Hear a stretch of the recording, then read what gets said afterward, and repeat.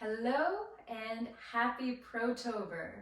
My name is Christine Davidson and I am a very proud 25-year member of the CSIA, and I am a level 4 ski instructor, level 3 course conductor, a DL trained coach, and a 500-hour certified yoga teacher. I am very excited to be sharing this practice with you today because over about the last 12 years, I've been refining a yoga specifically for skiers style of hatha practice. And the majority of my students over that period of time have been mostly either other ski instructors or my skiing students. So I've seen over that course of 12 years a lot of different ski-related injuries, and I've seen yoga be very helpful. The way that yoga is best applied to prevent ski-related injuries may not be what you expect. It really is down to how yoga can help you strengthen your power of attention.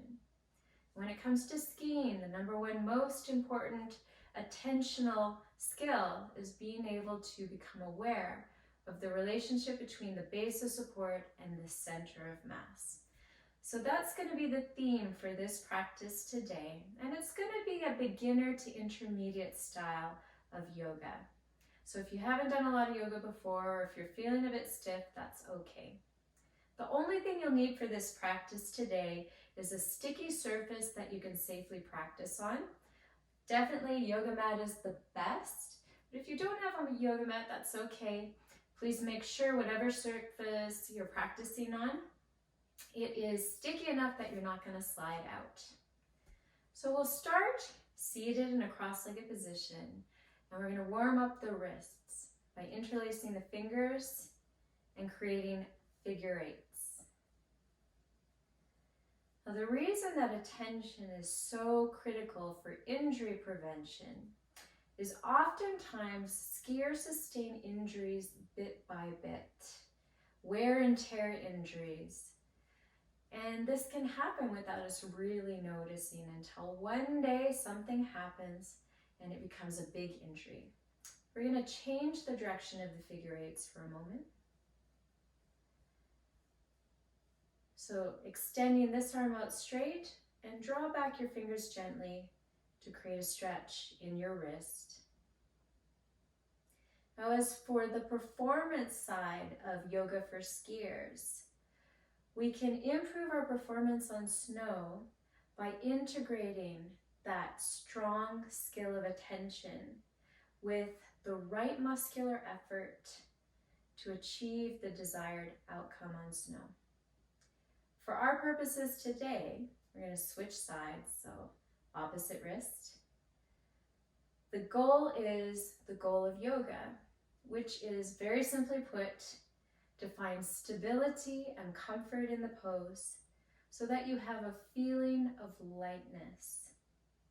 Next, shoulders. Please place your fingers on the tops of your shoulders. Start to draw circles in the air with your elbows.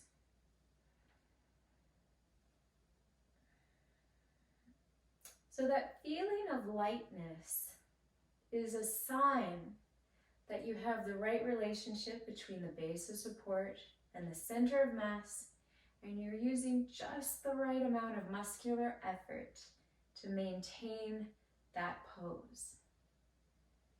Now, releasing the hands, take a moment just to flex your wrists so your fingers are pointing straight up, and then draw the hands together overhead and bring them back down again. If you spend a lot of time at a computer, you may notice some tightness in your forearms here. Now, coming onto all fours, that warm-up is really just to set you up so that when your hands are the base of support in yoga, the wrist joints are ready to help support you. But please place the creases of your wrists parallel with the front edge of the mat and your knees directly under your hips. Empty the lungs. And with your inhale, drop the belly button, lift the head and tailbone. With your exhale, draw the belly button up towards the ceiling, top of the head and tailbone reach down. Inhale, we curve the spine. And exhale, we arch the spine.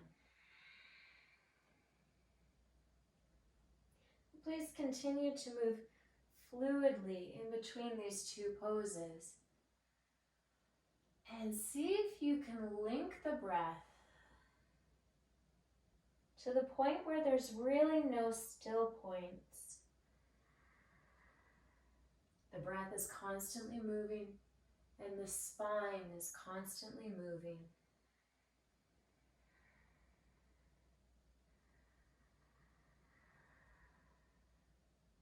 Now we're going to do one more arch of the spine. And then coming back to neutral position to curl the toes under and then lift up and back into downward facing dog posture. Now the base of support is the inner and outer edge of the hands and the inner and outer edge of the balls of both feet. Now you don't have to have your knees straight to get a good stretch in the back side of the legs, and that's really what we're aiming for. But to get that feeling of lightness, activate your arms by feeling as if you're drawing them in towards one another. Internally rotate the upper arm bones, and you may start to straighten the knees. Create space between the bottom of the ears and the tops of the shoulders. And breathe here, one big cycle of breath.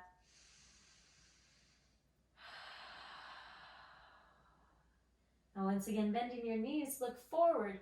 Shift your weight into the left hand and foot to liberate the right foot to come forward, aligning the right knee over the center of the right foot as you lower the left knee down and bring the torso up. Now here you might want to have something to hold on to, either the wall or a chair.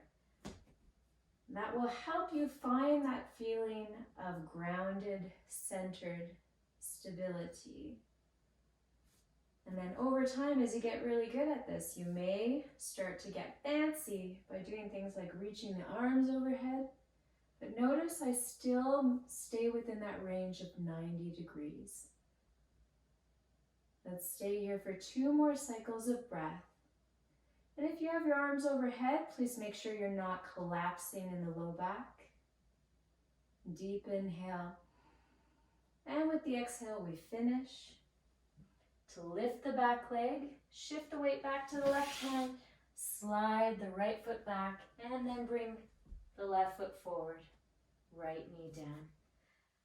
We take a moment to make sure that we can see that left big toe as we come up into the low lunge position. If I don't see that big toe, it means that the knee has rolled in too much. Now, as I do this, I also am conscious of lifting the top of the pelvis. That will automatically create more of a stretch, and you don't need to go any further. And if you want to, though, you can lift your arms open overhead, draw the shoulders back, and lift the gaze. So when we're looking up, that really puts extra challenge into the balance system. And a key to success is feeling the inner and outer edge of that front left foot. Feel the leg muscles active and the breath easy. And then bringing the hands down. Good job.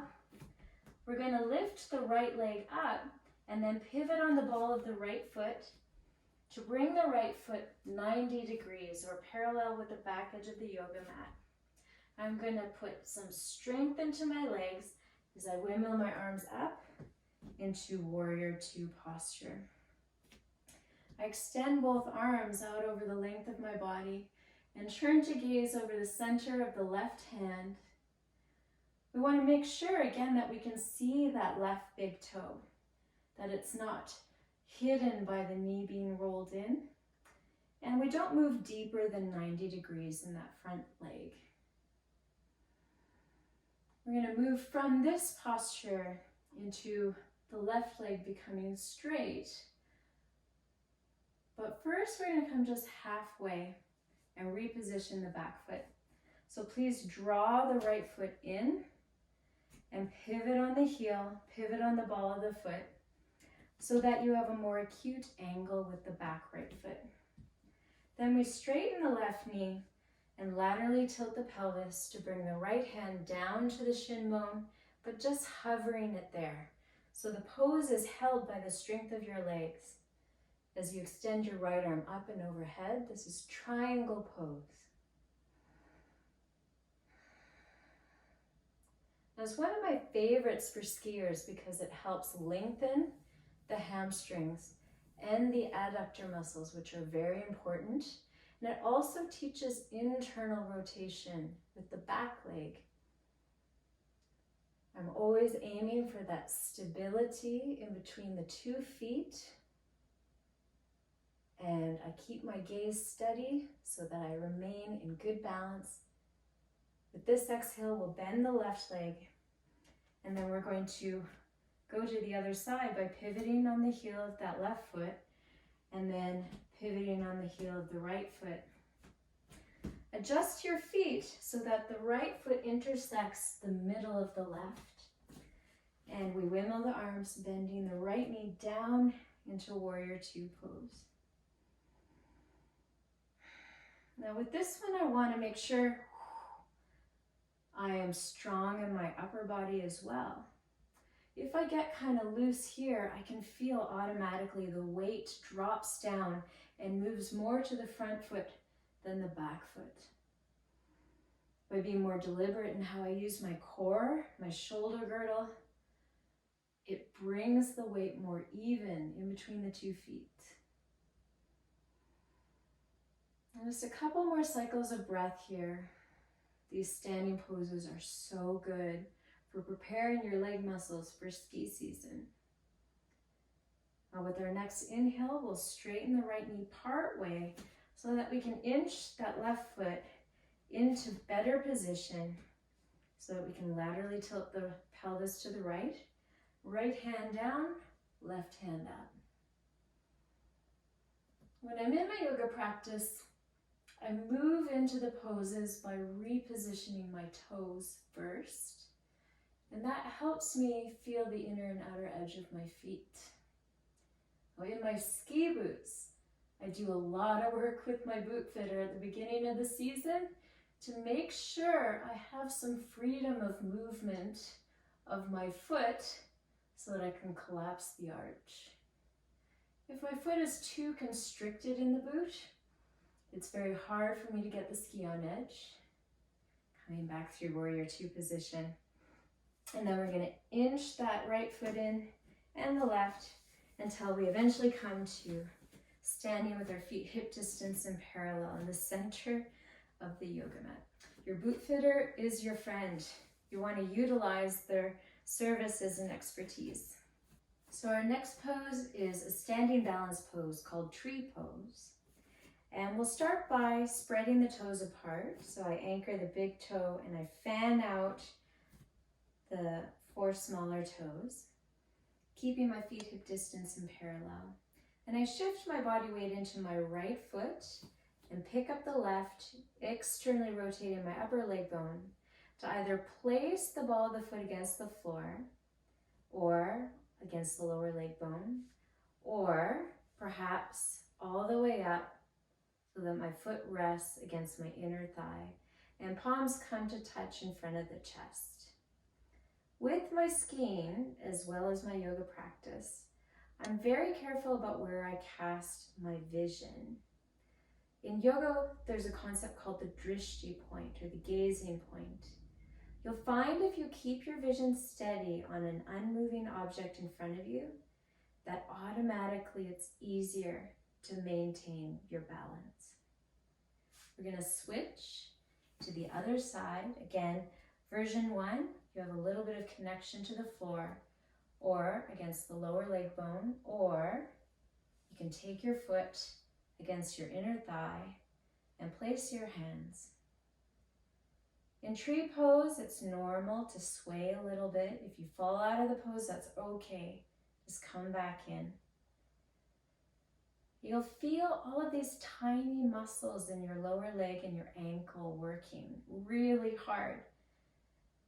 That strengthening of losing balance and coming back, that's invaluable. As you know, as a skier, it's not always about nailing the activity first time. It's about learning from the failure and coming back again and again. We're coming out of the pose and preparing for the next. We're going to do a core strengthening exercise. So coming down onto the mat in all fours. We're going to interlace the fingers, but this time make sure your pinkies are lapped one on top of the other as you place your forearms down on the mat for plank pose. So I'm going to straighten my legs and balance on the balls of the feet, and I don't want to allow myself to bow this way. I don't want to be too piked. The goal is to activate my core to be able to keep one long line with my body for about 4 cycles of breath. Now, if there's only one strengthening thing you're doing in preparation for ski season, this would be it. Plank is so good for strengthening the core, which helps protect your back, it helps you protect your knees, and it helps improve your performance. Because in skiing, we have a lot of external load on the body, and a strong core is key. So we're going to relax, take a moment to rest. Good job. And we're going to set up to do that again, but on your side. So side plank pose. Take your forearm flat against the mat with your elbow directly under your shoulder. And you could do this just first version, practice engaging your abdominal muscles on the side, the obliques, so that you can lift the torso. If you want to go further, you can press up into the outer edge of your feet. And then we're going to hold this pose for a few cycles of breath. Now again, we're looking for the relationship between the base of support, the forearm, the outer edge of my foot, and the center of mass. So I don't want all the pressure on the arm. I don't want all the pressure on the foot. And then I engage the core to get that feeling of lightness, that sense of lift. And then I come out of the pose and flip it over to the opposite side. Same thing, either just lifting here, that's enough as you're just starting to develop strength at the beginning of the season. If you want to go further, you can lift up all the way into side plank. Now, if you start to shake, it's a good sign, it's working. I notice sometimes when I do this, I get this kind of wobbling in my hand. It's a sign I need to realign my shoulder girdle so that I'm a little bit more stable all the way through the core. One more breath, and then lower down. Excellent. Our last pose is going to be reclined on your back. Figure 4 pose. So crossing your ankle over your thigh, externally rotating the leg, and then drawing your leg, right leg up towards you. Taking your hands either behind the hamstring or on top of the shin, or if that's too much, just keep your foot on the floor and encourage that leg to rotate. But please do not do this if there's any pain in the knee.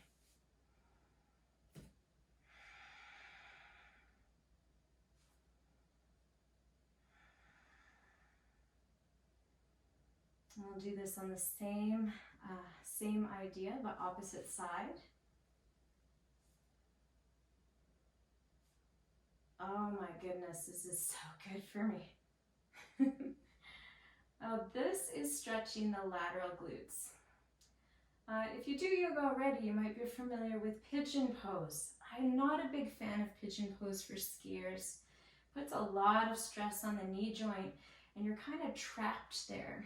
So if it ends up being too much, you have to pull your body away from the floor with your knee anchored there. I much prefer skiers stretch the lateral glutes this way.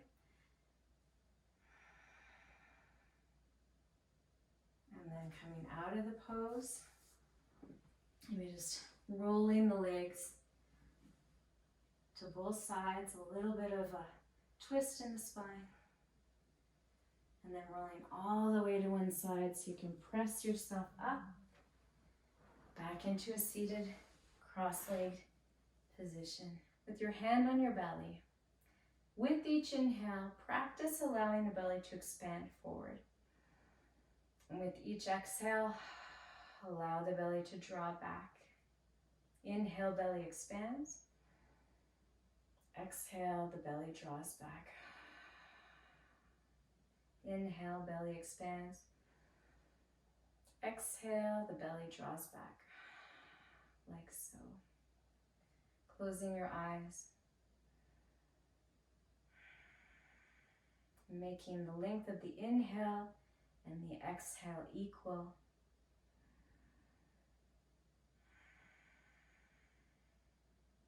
The breath is the key to influencing your nervous system so that you can regulate the amount of anxiety you feel. This can be really helpful if you happen to be in an exam and you're at the top of the run and it's time to go. Just remember to breathe. Find your flow and go.